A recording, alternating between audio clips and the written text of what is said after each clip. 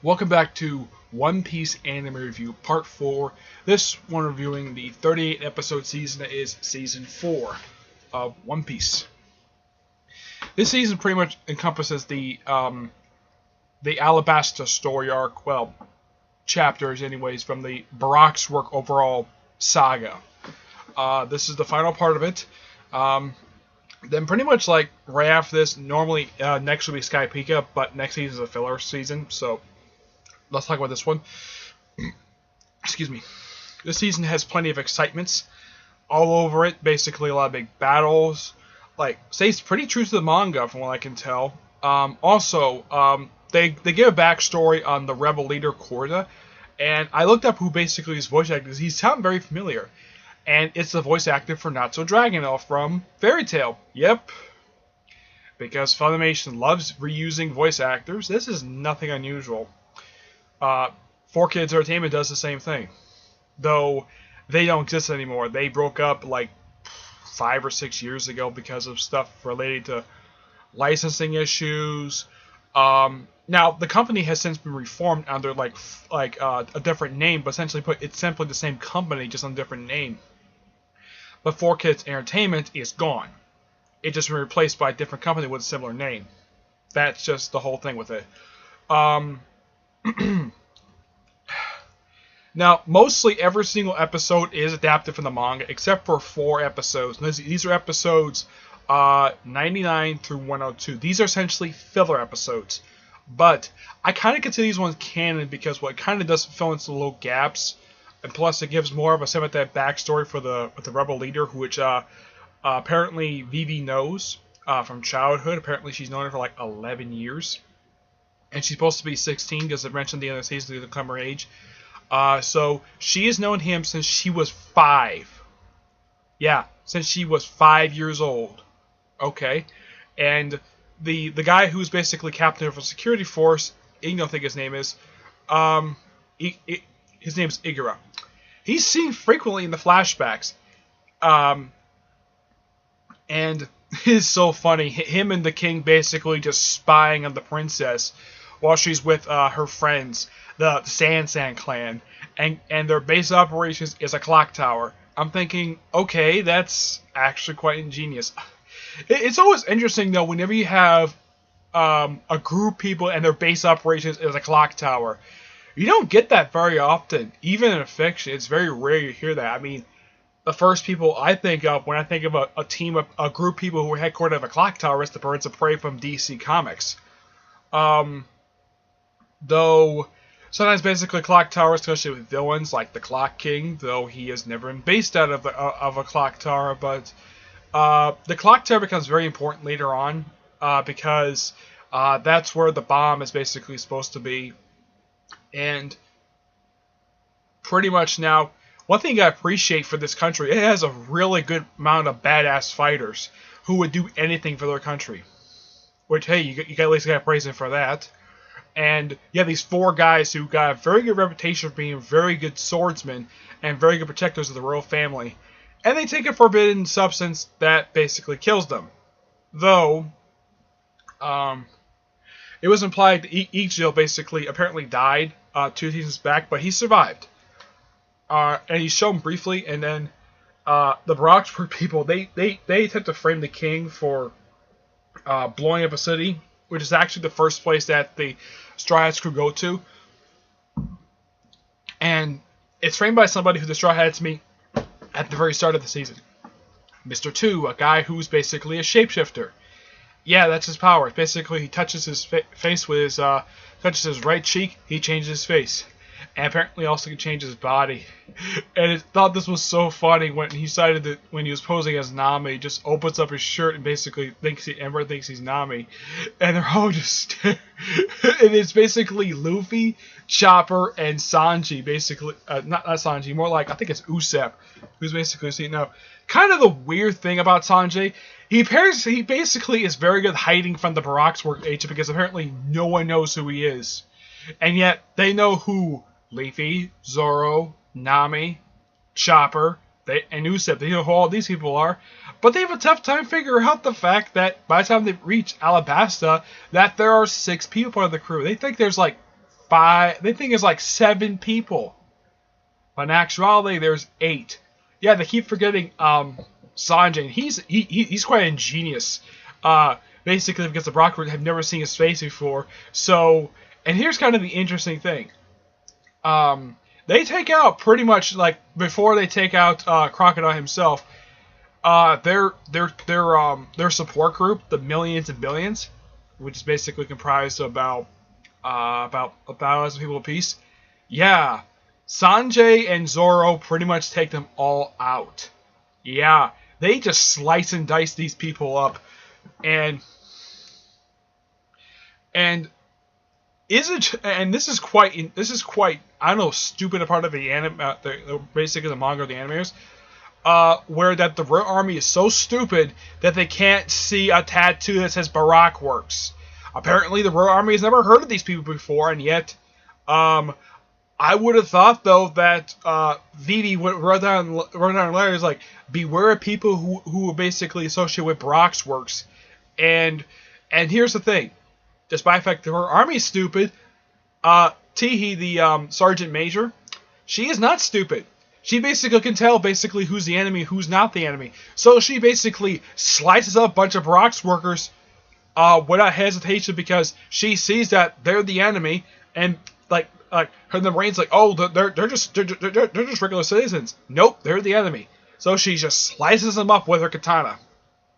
Yep, and she's obsessed with collecting katanas.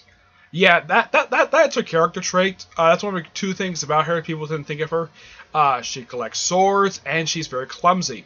Also, she frequently loses her glasses. There's actually a very cute moment when she runs to Chopper, and they never met before, and Sanji basically is kind of nearby hiding, and her glasses fall off, and somehow they fall on Chopper's face. It is so hilarious, and apparently the glasses land like this. Yeah, apparently they land like this on his face. They're like upside down. Now, when she was last seen with the glasses, her first pair, Zoro destroyed them because she looks like a friend of his from a girl he knew from his childhood. Which I'm kind of like, Zoro, why don't you tell her to look up the dojo that you trained at and ask her to look up the daughter and send her the picture and she'll stop and she'll basically understand of why he can't fight her. Because he's like so uncomfortable around her. It's not like he's in love with her. No, he's just uncomfortable with her because she looks exactly like the girl from his childhood. The one who died. Yeah. And she thinks, oh, I look like a dead girlfriend you knew. And he's like, hide your face. Like, put your glasses back on. Because apparently she has a tendency to do this for some reason, like showing off her glasses, like putting on her forehead for no reason. And Smoker, he's seen doing a little bit in this season. Heck, he even fights Leafy's brother Ace.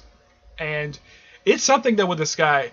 And get this, his only attire is that he wears a cowboy hat, wears shorts with a very long leather belt that apparently is too big for him. Apparently he took a belt that basically looked like it was probably for I don't know, this could be wrong. This belt could have been for a 50-inch waist, but this thing stretches around so much it basically tucks in the back, tucks in his back belt loop, and he wears shoes. I'm like, does this guy wear a shirt? He does wear a cloak that basically when he travels with the Straw Hats to the desert, but he never wears a shirt because he has a tattoo on his back. I'm thinking though, you can still wear a shirt even though you have a tattoo. Yeah. And what's his tattoo of? The Whitebeard Pirates, which by the way, they don't show up for a good while. I just recently read the arc where Whitebeard himself just showed up, which is the Imperial War arc. Now, the arc that I just recently read where he showed up in, that was books 54 to about, I think it was 58. Yeah, it was Imperial Down and Paramount War where he showed up and he died. Yeah, you got actually a chance to see him. And Whitebeard himself is this big bulky guy with this weird looking mustache. Yeah, and that's his Whitebeard. Yep, that's exactly who he is because that's one thing about I've been told basically the stuff set up early on and it gets explored later. Which I'm like, okay, that's actually quite ingenious. But since I remember reading about it just recently, and reading about the Whitebeard and of course remembering the season, I'm like, okay, I understand basically what that's for. Basically, Ace is there to set up stuff later. That's really the whole point of him. And this is just, and he actually chanced to brief fight Smoker, and it's a really cool badass battle that ends in a draw because even both Ace and Smoker knows basically they can go at this forever, but they have no time to do it. And even though, and later on when Smoker basically is trapped with Leafy, and this is actually from the manga, and they're trapped in the cage, and they're trying to get out. Now, apparently, when they touch these particular sort of bars, they basically, anybody with Devil Fruit powers become very weak. And it turns out the sword that he's been carrying around since like the end of the Launchtown arc basically has a jewel in the end that basically disables people who have Devil Fruit powers. And when they get out of the cell and the place is flooded, Leafy orders Zoro to save Smoker because he has Devil Fruit powers and he just wants him to die. I mean, he's just a guy doing his job, and Leafy doesn't have a problem with that at all. He has no big problem with the Marines. It's just that he doesn't want to get arrested by them. He doesn't hate them per se. He just doesn't like certain Marines, like the guy who looks like he's a rat, or Axe Handle Morgan. I mean, he thinks there are good people in the Marines. As a matter of fact, he knows one of them. So he doesn't think all Marines are bad, just that certain ones are bad. And he doesn't want this guy to die because he does have some respect for him because the guy is trying to do his job. And because he respects the fact he's a good fighter too, because he got a chance to fight him in Loungetown. So, yeah. This was by far, and Smoker got a little bit more to do than he did in Loungetown. He's seen a good amount during this. And this is really hilarious bit when Fire Fist Ace is eating at a bar, eating a meal. And all of a sudden, and this happens a couple times, when, like the first time Ace runs into him, and also the first time Smoker runs, basically, Leafy's like, feed me! He comes in and hugs both Fire Fist Ace and Smoker through like 4 walls. And they both get up. And it's so hilarious. And then later on, this is so hilarious. Like, Usopp and Leafy come into this bar. This, of course, is in Rain Base, basically where Crocodile's Casino is. And you have Smoker and Teehee sitting at the bar, basically just having a drink and having some food. And you have Usopp and Leafy coming in, asking for some water. And they're given, like, 2 big barrels of water to drink out of. And, like, Smoker's talking, and he turns to his right, and there's the guy who's looking. There's Leafy, and it was Leafy. Usopp do. They spit water in their faces, and they run out the door. It's so hilarious. It's so funny. Not only Smoker gets wet, but Teehee gets wet as well. Yeah, it's just so hilarious. Of course, Teehee basically, she also sees Leafy later when when they're in the capital city, and she basically tries to stop him, but she just points to the direction of Crocodile because even she knows the Straw Hats are just there, not the cause. They're not associated with Crocodile. They're there to take him down. Even she realizes that. And even Crocodile, even Smoker realizes it too, and he sends a report to headquarters about what the Straw Hats did. And what's the response? Leafy gets his bounty up from 30 million to about 100 million berries, and Zoro gets a wanted poster as well. And Smoker and Teehee basically both get promotions. He gets promoted to Commodore, and Teehee gets promoted to, I think it's Master Chief, Petty Officer. Yeah, she gets promoted to that. Yeah, he doesn't like it, the fact that he's given the credit, despite the fact he didn't like the fact that the government gave him credit for taking a Crocodile, even though he knows that the Straw Hats took him down. He's upset about it. He doesn't want to accept the award. He'll take the promotion, yes, but he won't take the reward. Yeah, that's just the way he is.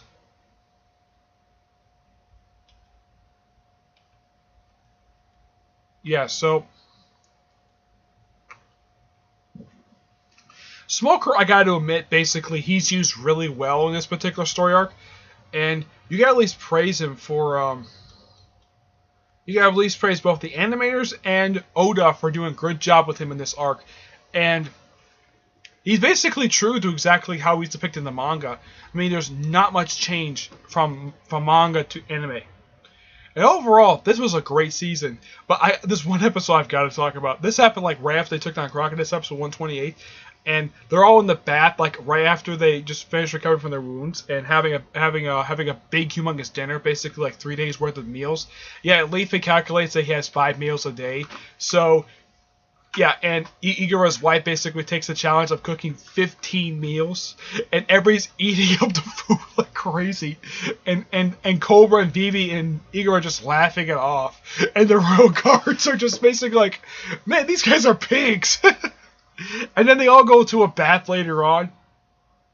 And then Sanji's like, where's the girls' bath? And the king's like, over this wall. And everyone just peeks over. And we see, and this is actually, I gotta say, this is actually the third anime I've seen where you see characters in a bathhouse. I saw this in Naruto, Fairy Tail, and now, of course, you have it in One Piece. Bleach never had an episode we have the characters going to a bathhouse. Yeah, that's something Bleach never had. Not even Yu Hakusho had this, or Hunter x Hunter. As far as I know, Dragon Ball Z didn't have this. Not hardly other anime ever had this, where the characters go to a bathhouse. And it's so hilarious. You see Vivi scrubbing Nami's back, and they're having a good conversation. And, of course, Nami notices that, of course, Vivi's wearing a towel. And, of course, Nami just sitting there butt naked. And she realizes that the guys are all peeking over the wall. It is, okay, this will cost you 100,000 berries apiece. And she opens up her towel, and she sees all, and they all see all the goods. And the whole guy, and I'm talking about everybody. The entire crew, even Chopper is basically on the wall. Yeah, Chopper, Sanjay, Leafy, Cobra, Igara, everybody's on the wall, peeking at the girls. And basically it's like, okay, you want to peek at this? Yeah, she shows up basically herself butt naked to the guys. Look at, it's so hilarious. The fact that their reward for peeking is basically for her to show herself in the nude. Yeah, it is just so hilarious. And here's kind of the thing. Most of these guys are like, now, Zoro was 19, Leifei and Usopp are 17, and Chopper is 15. I'm not sure how old Igara or the King is, but it is just so hilarious. This scene is so hilarious. And of course, later on, after they basically get payback for, after they all fall off the wall for their, and basically their word for peeking. Man, it's like Cobra. It's like Cobra. Vivi's father is a cool guy. That they'll allow them to peek on his daughter, basically. Though, good thing she's wearing a towel. So he doesn't want. So basically, at least he didn't see his own daughter naked. But he doesn't have a problem seeing the basically Nami naked. It's just so funny. And of course, after they all calm down, we're gonna cool down in the bath. And also, I don't know if this basically is okay. Now, I get the fact you're showing fan service by showing Nami in the nude, not like fully nude, but you can see her in the nude.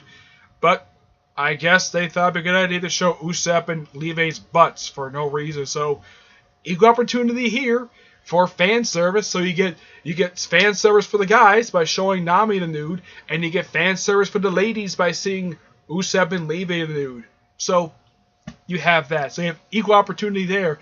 Fairy Tail did this as well, where they get a chance to see the guys in nude and, well, the ladies in nude. So, and of course, Naruto did the same thing as well, where you can see both of them. You get fan service for both guys and girls. For the guys, seeing the women naked, and for the women, seeing the guys naked. So, equal opportunity for both.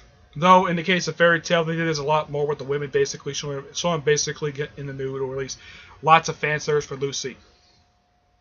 But this was a fun season overall. Next season is just a filler season. It's only 13 episodes, comprised of about 3 or 4 story arcs, and they're not very long. Nope. It's like they just wanted to get the show to relax a bit before they get the Sky Pika. excuse me, Skypiea in the manga only took up about, I think it was 7 books. Yeah, it took up 7 books to basically for this entire arc. While in the anime, it's let's see, in the anime, which basically it's season 6, and it's 52 episodes. I don't know exactly how long. Now, this season, basically, season 4 adapts the rest of chapter 17, goes straight to chapter 24. Basically, it just finished up the whole Broxworks saga. And, of course, next one, of course, is Skypiea, which takes up 6 books. And then, of course, after that is Water 7. Right now, I'm almost up to New World right now, so, yeah. So, where I'm at in the manga right now, that's actually, I think that might be season 13 or 14. I'm not really, I think it might be almost up to season 14, basically, where I'm at in the manga, where they adapt, where basically, where at that point where the anime adapted, but I'm not that far yet. I won't be at season like 10 or 14 for at least for a couple weeks, because, well, these seasons are pretty long. So, 5 is going to be the last one. It's going to be pretty short, because generally the rest of these seasons tend to be about 35 to about, 50 episodes, 35 to about 70 episodes apiece. Though 17 is going to be long with 118 episodes. Okay? But that's it for this episode. Stay tuned for part 5 later on today, where I talk about season 5, the 13th episode, filler season. Yep, it's a filler season. Okay? But until then, I will see you there. Bye. Oh, wait, hold on. Nika Robin joins the end of the season. Yep. She joins. And, of course, I forgot to talk about Nika Robin before I close out. This good instance, basically, Nika Robin's not evil. Like, she saves Leafy from quicksand. And the fact Leafy saves her from a collapsing temple. Which I'm kind of like, okay. So, even though that Leafy could have left her to die, but he didn't want to at all. Because I think he was just repaying a favor to her, basically, for saving his life. So, that's pretty much what it is. And she has to join his crew later on. Somehow she got on board. Even in the manga, it's never explained how or when she got on board the ship. Yeah, this is a big plot hole that the manga nor the anime never bothered to explain this, of how long she's been on the ship or when she got on the ship. Yeah, this has never been explained. Nope. She just comes out of the door like, okay, she's on board. And this is only the second time she's aboard the ship at this point. This time she basically says as a member of the crew. Oh yeah, and she basically is wearing Nami's clothes. Yep, because apparently she doesn't have her own clothes. Okay. Then what about her stuff when she was part of Roxworks? Yeah. But basically mentioned about the true history stuff. Basically, the whole thing with her searching for true history and her about 70 million bounty. That gets explained upon in the Water 7 saga. So, you have this saga to set up 2 future sagas. So, yeah, you basically got to thank the anime and the manga for basically setting it up. So, yeah. So, in this particular one, you got 2 future sagas set up right here. So, yeah, that is really it. That's all I gotta say. Good season. I looked at basically Voices Crocodile. I'm not familiar with his work at all. Let's see. But yeah, it's a fun season. But that is really it. So I'll see you all in part 5 for basically talking about the filler season, okay? But until then, I will see you there. Bye.